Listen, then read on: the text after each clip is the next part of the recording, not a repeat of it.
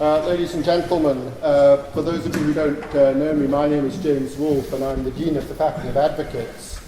I'm pleased to welcome you to Parliament House, the home of the Court of Session and of the faculty.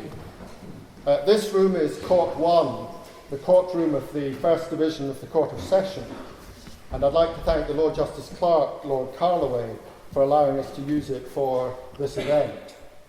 And I particularly welcome Lord Carloway, Tricia Marwick, the presiding officer of the Scottish Parliament, and Paul Wheelhouse, the Minister for Community Safety and Legal Affairs, who are with us here tonight as we mark the 250th anniversary of the birth of Thomas Muir of Hunters Hill.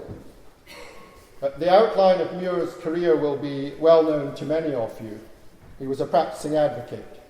In an age of revolution, he promoted democratic ideas which were seen as subversive. And in 1793, he was indicted in the High Court of Justiciary on the serious charge of sedition. While he was facing trial and was a fugitive from justice, the Faculty of Advocates expelled Muir from membership. He was brought to trial, convicted, and sentenced to transportation. In 1796, Muir escaped from Australia, where he'd been transported, on board a ship which had been sent for that purpose by some American benefactors. He eventually reached France, where he died in 1798. But only after an extraordinary series of adventures, which included shipwreck, a 4,000-mile journey on foot across the Americas, arrest as a dangerous radical in Mexico, deportation to Spain, serious injury in an engagement between Spanish and British vessels, and a narrow escape from death and capture as a result of the chance intervention of a childhood friend. But the central event in Muir's life was his trial. Soon after that trial, and the trial of others who were prosecuted for sedition in Scotland and treason in England, concerns began to be expressed that the political climate of the times had resulted in an unacceptable erosion of civil liberties. And in the 1840s, a monument was erected in Colton Cemetery in memory of Muir and the other political martyrs. In a litigation about the erection of that monument, one of the judges, Lord Fullerton, pointed out that the convicted traitors of one age become the martyred patriots of another. And in 1853, the great Scottish advocate and judge, Lord Cockburn, wrote of Muir's trial, "This is one of the cases, the memory whereof never perisheth. History cannot let its injustice alone."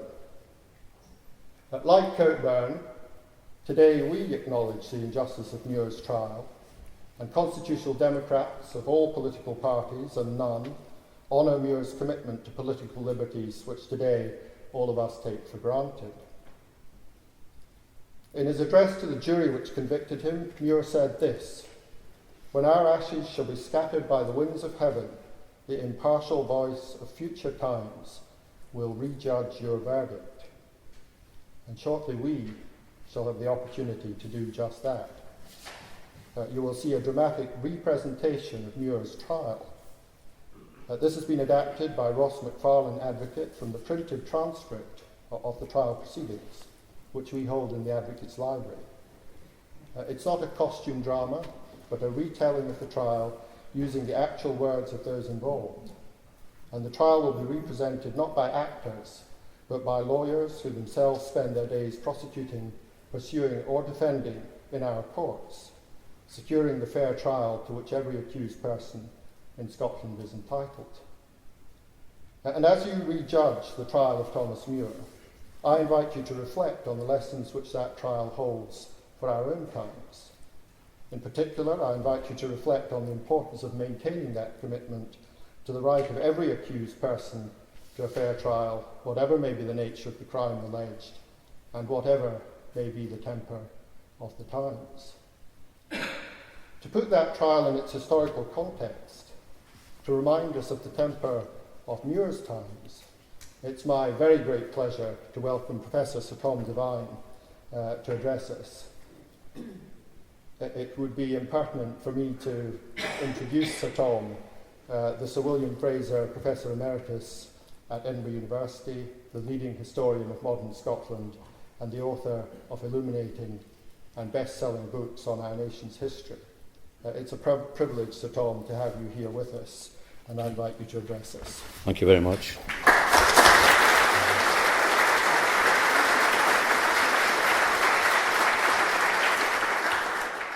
Well, thank you very much, Dean, for that generous remark by way of introduction. I've never actually taken part in such a unique event, and I want to first of all congratulate yourself and the Faculty of Advocates for really this truly inspiring decision to look again at one of the most famous, some might say infamous, trials in the whole course of Scottish legal history. And especially to allow me, as an historian, to try and place the Muir experience in its historical context. The only thing that disappointed me, however, that I was not invited to play Braxfield. It must be one. I mean, one of the things that I thought as you read out that statement, that eloquent statement, why has a Hollywood film not been made yet of the life of Thomas Muir? But because to say it's colourful and extraordinary is a massive understatement. But I'm pleased to reveal that a very distinguished advocate and Queen's Counsel will play Braxfield, and his name will be revealed later.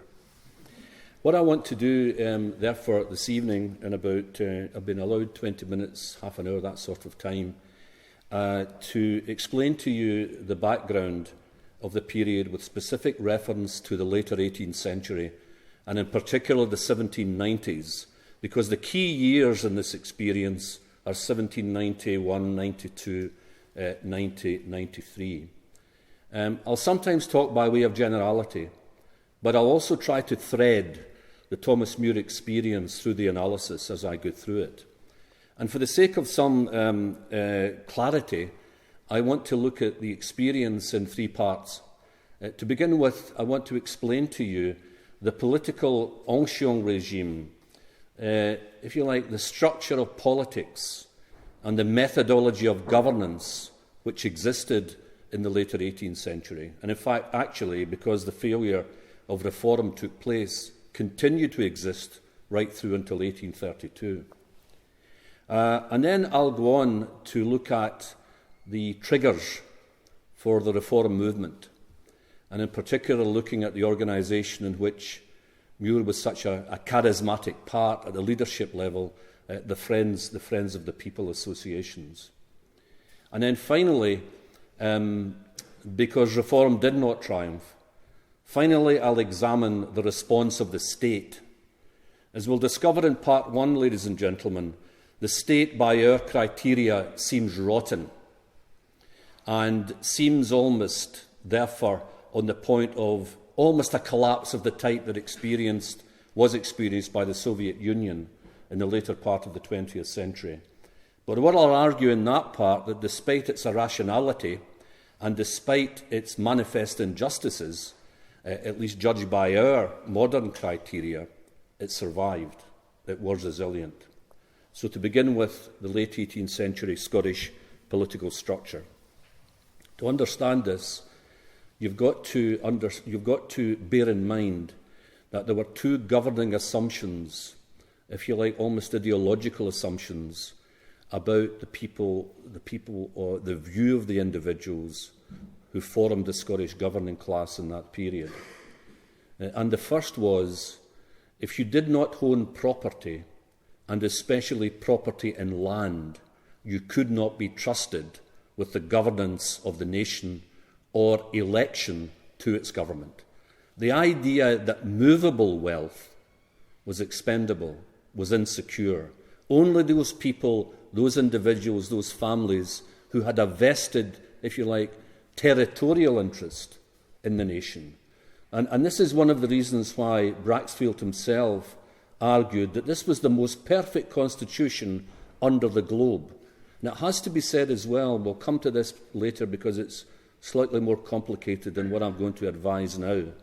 But it is the case that almost to a man, because they were all men, the great literati of the Scottish Enlightenment of the later 18th century also took the view that the political nation should be reserved, should be confined to those who owned real property. And that normally meant broad acres of land. The second assumption was the preening, if you like, the almost semi-arrogance of the British political establishment by the late 18th century. Because in their view, whereas the rest of Europe, and as far as they knew, the rest of the globe, was governed by absolute monarchy, in 1688-1689, they had accomplished the so-called Glorious Revolution, which meant the end of absolutism, the removal of the Stuarts, and the incarnation of a contractual relationship between essentially a symbolic monarchy and those who actually owned property, if you like, the middling element in society, together with the greater aristocracy. And of course, the further blessing was it had attempted to remove for all time the potential threat from Roman Catholicism. And that is one of the reasons it was regarded as the Glorious Revolution. So the view of the governing classes of Scotia in the later 18th century was there was no need for reform, because reform had already been accomplished in 1688-9. France, for example, was a Johnny-come-lately. It was only catching up with the excellence of the Scottish Constitution, at least before they committed the terrible crimes associated with the Reign of Terror in September 1791-2 and thereafter. Those are the ways into understanding what French historians call the mentalité, the mindset of the kind of people that Muir was starting to oppose in the early 1790s. And it's one primary duty of the historian to understand and not necessarily to judge by our criteria, but to understand what made up the views of people at the time, many of those views to us being especially obnoxious.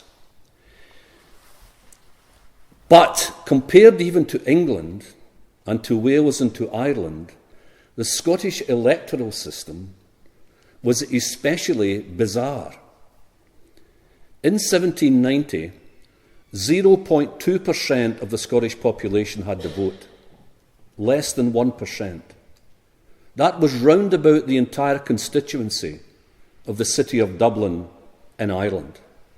And it was much less numerous than even the undemocratic procedures which existed elsewhere in the British Isles.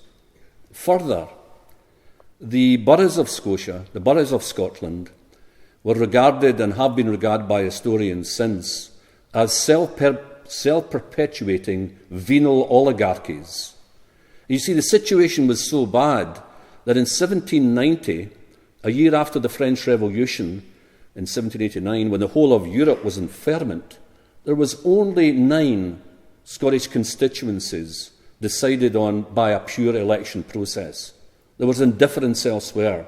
People just didn't bother having the elections, and that's a testimony to the almost semi-irrelevance of the political process in late 18th century Scotland, before the reform movement started to gain some degree of momentum. Now, it's possible to consider the reasons why that was, why Scotland accepted this particular process, this particular method of governance. Because the Scots, as we'll discover later, were not in the 18th century naturally submissive. They were not by any means naturally submissive, because in particular spheres of activity and life, they were distinctively recalcitrant. Very little has changed since then in terms of the national spirit. So the position in that period, by the early 1790s, looked as if it was ripe for reforming activity. And one of the things that will be shown, I think, during the recapturing of the trial, is that Muir and most of his associates, especially in the higher levels of the first groupings of Friends of the People, were in no way interested in revolutionising the situation. Their aim was very much what they called the purification of the existing system, the purification of the existing system and its returned to a perceived, perhaps mythical cleanliness of an earlier period. But what really enraged many of the reform thinkers by the late 1780s, 1790s was the fact that in that period, the actual tight control over government by a very small number of elites became even greater, because this was the period of the rule of the Dundas dynasty. Henry Dundas himself had eventually taken over the role of political manager of Scotland from the Dukes of Argyll when the last Duke who was involved in that process died. Eventually he became Solicitor General, Lord Advocate, and eventually probably the most powerful position in the whole of the UK in terms of the imperial gravy train, President of the Board of Control of the East India Company. And so through this process and his semi-drunken sessions in London with the younger Pitt, the Prime Minister of the time, Dundas was able to deliver what one of my former colleagues at the University of Edinburgh, Bill Ferguson, called the phalanx of the North in Pitt's interest in Westminster. He was able to ensure, through the patronage networks that he developed so carefully and so effectively, that nearly three quarters of the members of Parliament going to Westminster during that period were virtually decided in advance by him and his associates. And at the very heart of the Muir trial, of course, is Robert Dundas, another scion of the family who was Lord Advocate at the time. So that's the broad situation. I now want to move on to part two, to explore why out of this apparent somnolent stagnation and acceptance of what were widely regarded as abuses and old corruption, why in the later part of the 18th century we see a momentum for criticism of this structure, and then, of course, the emergence of the reform movement. It started in the 1780s, murmurings about the nepotism and the oligarchical controls in the boroughs of Scotland, in the towns of Scotland. And then it moved on by the early 1790s into the formation of reform societies. The most charismatic of all, and the best well known, were the Friends of the People societies, which had links with their counterparts in England. But there was also, at the same time, plebeian revolt. After the French Revolution, the planting of trees of liberty, the almost systematic burning in effigy of Dundas. There's one reference to Peebles. He was burned 3 times over the last week. Of course, they weren't referring to the actual conflagration of the body of Henry Dundas. It was, of course, the burning in effigy. And it's out of that reform dynamic that the unreformed state in Scotland, which we'll explore in part 3, begins to respond. But what I want to do at the moment is to pause for a few moments and ask why this happens. You see, one of the things I would argue is that for much of the 18th century, there was, despite the apparent stability of Scotland after the failure of the last Jacobite rebellion, there was almost a kind of slumbering reformism. Because this was a society, captured so vividly in Burns's reference to a man's a man for all that. But this was a society that since the later 16th century had accepted, in terms of Calvinist tradition, the equality of souls before God. And when I said it was a recalcitrant society, the recalcitrance and the truculence were in the area of religion. There was continuous battles in which Muir himself took part, and one of the most famous, in relation to the patronage of James Dunlop of Gardenkirk, significantly a man who'd made his fortune in the tobacco business of Glasgow in the 18th century and had bought into land, as so many of them, so many of them did. Patronage was at the heart of the fractionalism of the Scottish Kirk in the 18th century, the right of the landowner from 1712, or the heritor, to use the legal language, from 1712 to appoint to vacant parish offices. And it eventually split the entire kirk down the middle in 1843. That was that secessionism with a third of the whole of Scotland, not including Irish Catholic immigration, a third of the whole of Scotland belonging to secessionist churches by 1820 rather than the Church of Scotland. The battle, if you like, therefore, because the kirk controlled education to a large extent, it controlled, if you like, moral supervision, welfare, aka the poor law, and of course the pulpit in that period was the primary means of mass media. It was the essential agency for communicating ideas through those. I mean, it still seems incredible, but still was the truth. The 2-hour sermons every Sunday. And then the young grammar school boys, not allowed to speak English or Scots in the environment of the school, marched back into the schoolhouse to dissect the sermon. From that came the possibility of basically children going to the University of Glasgow at the age of 14 or 15 and listening to Professor Smith as he gave him the first drafts of The Wealth of Nations, a text which is still demanding and challenging for graduate students, aged 21 and 22 and above.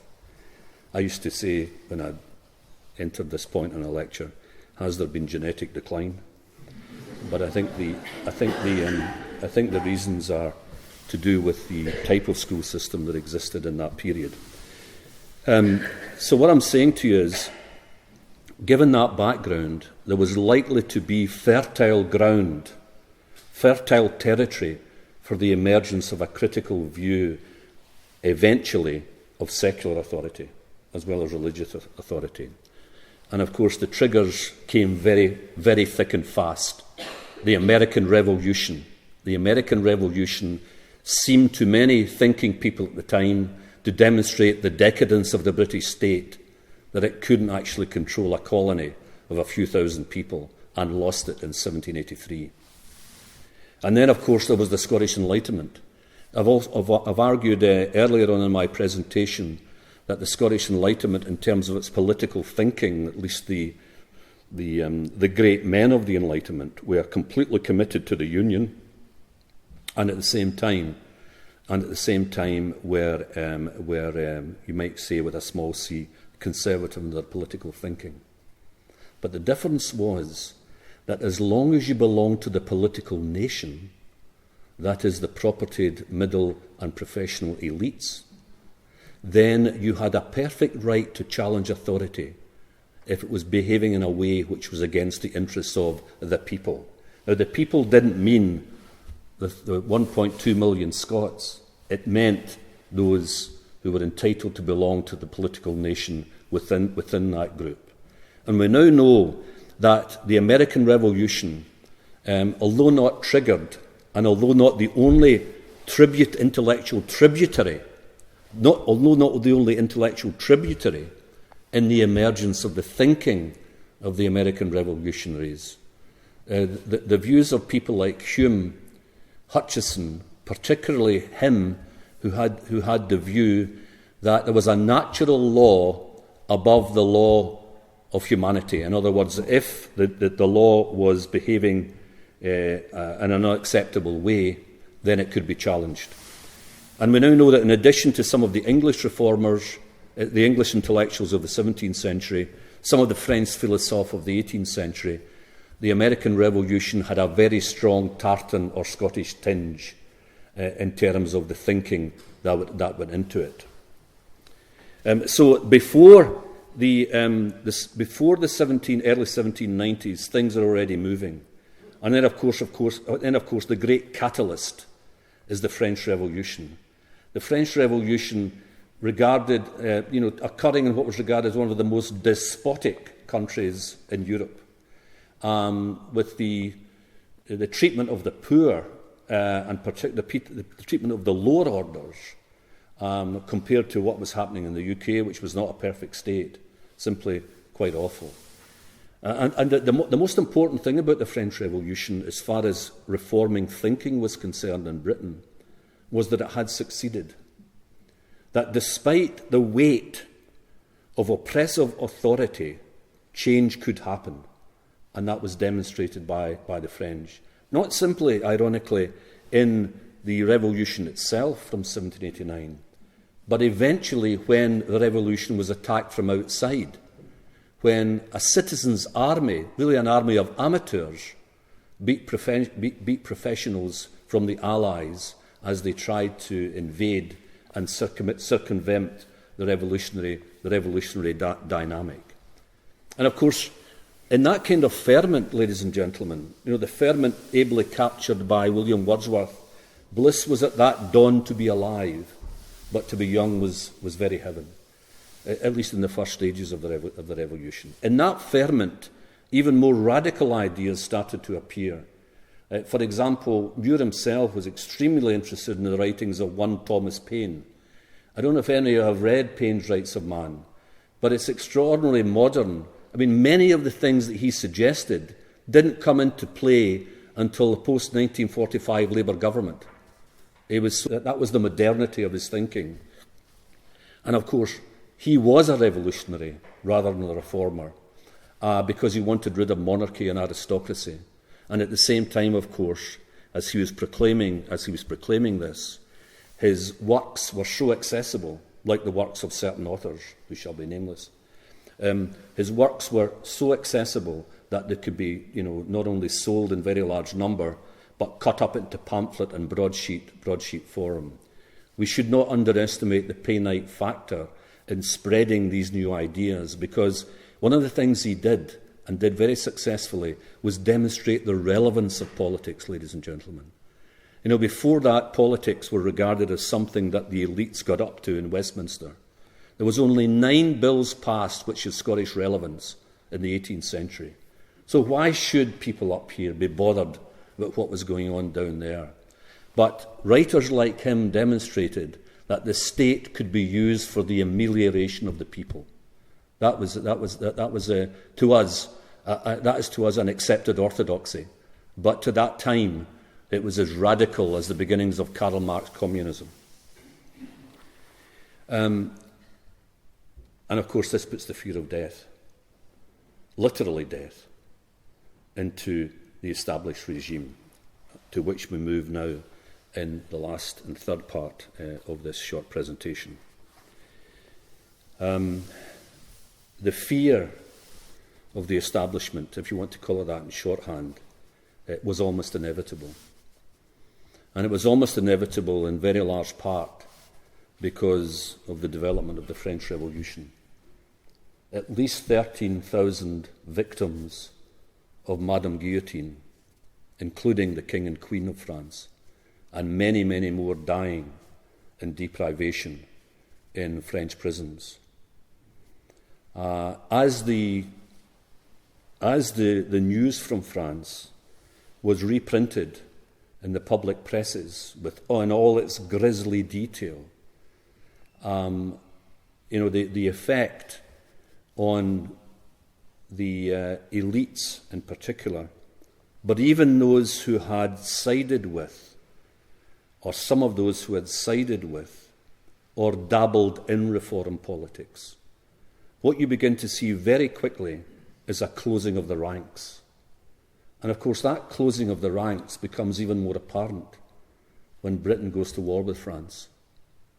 And don't forget, the French enemy is the great Satan of the British people.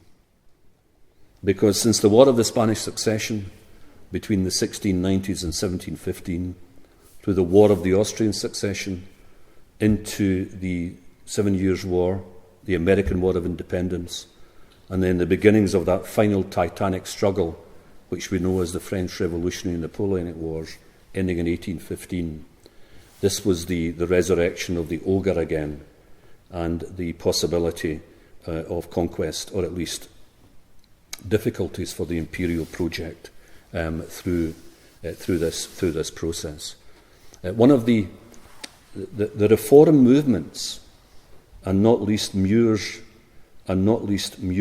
life, have received much attention, inevitably, and you can see why from the Dean's remarks at the beginning, have received much attention in the historiography. But we're only now beginning to realise that there was another side to Scotland, especially from the mid-1790s to late 1990s onwards, and that was Scottish loyalism. Scottish loyalism demonstrated by the fact that the volunteer regiments of the later 18th century, raised by the local gentry, middle and professional classes, officered by them, represented no less than 1/3 of all the volunteer regiments raised in the late 1790s, although Scotland had only a population size of 10% of the UK in that period.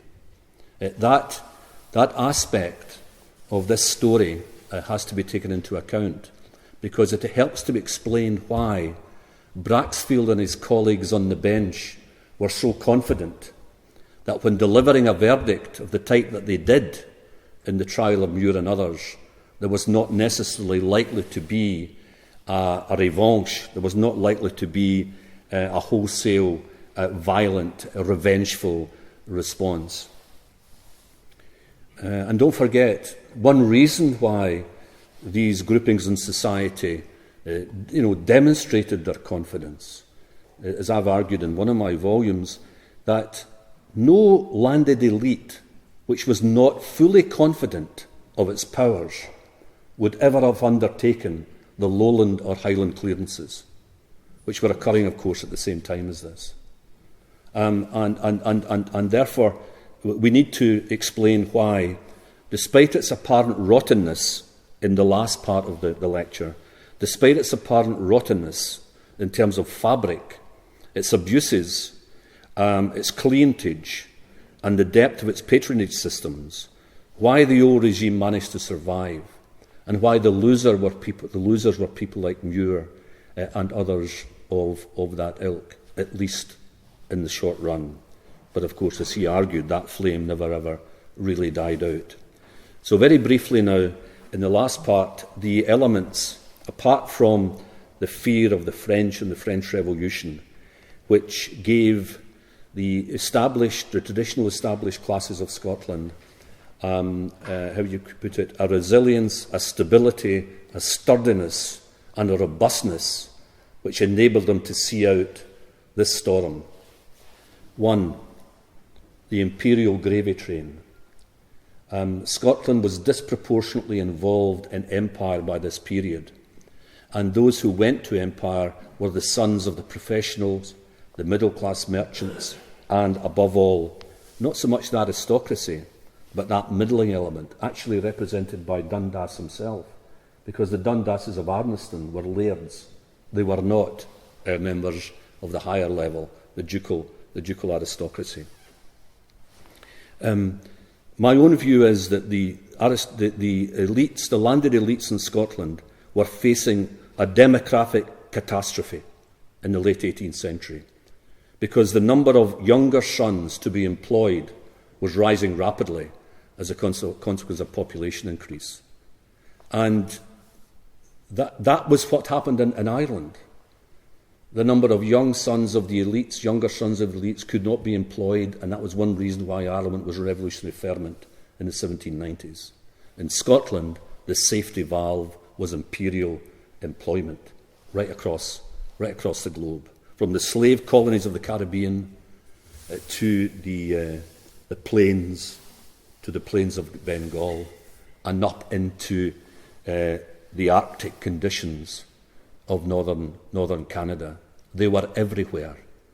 Every nook and cranny of the imperial project was exploited by people from this country, not from the lowest level necessarily, but from this middling rank and above. That bolstered the existing landed elite, because remittances were sent home to the family to ensure their continued survival and not the need to sell estates to make up income in an age of what was called conspicuous consumption. You know, this was an age of competitive display to demonstrate your social position, and that's what bankrupted many families. But this imperial connection was very important. And the second and final thing about it was, unlike France, there was a melding of the new elites and the old elites. You see, in France, the revolution's momentum was significantly, I mean, the shock troops, if you like, were the people, le peuple. But the revolution's momentum was given by frustrated members of the middle ranks in French society. In Scotland, and indeed in England at the same time, this did not occur to the same degree. You know, you could ask students, why did the Industrial Revolution not spawn a political revolution? Well, one of the reasons is that the landed elites of Scotland were also economic revolutionaries at the same time as they were political conservatives. Economic revolutionaries leading the charge to really a kind of extreme form of capitalism in the late 18th, early 19th centuries, changing their estates almost in the manner of using chessmen on chessboards. That was one thing. But the related element was the relationship between the new merchant, the developing mercantile classes, and industrial entrepreneurs and that old elite. And the way they melded, but yet the old elite did not surrender power, was because of the movement into land of these neophytes. Once they had made sufficient, 1770 to 1815, of the 142 Glasgow tobacco merchants in that period, no less than 63% owned at least one estate in the 5 counties around Glasgow. But the thing was, these estates, compared to those of Roxburgh, those of Sutherland, those particularly in the border areas, were minuscule. They never threatened the overall hegemony of the old landed elite. So, what I'm going to say in conclusion is this, that the very rough passage that Thomas Muir and others who tried to change things in that period, in a sense, very bad luck that the French Revolution went the way it did. There might have been a significantly different outcome if the French Revolution in its first 2 years had retained that almost quasi-civilised manner, with the Scots congratulating them on the fact, or the Brits congratulating them on the fact in general, that they had caught up with the constitutionalism that the Britons had achieved in 1688-9. But the thing went sour, and it gave an opportunity for the forces of reaction to move in.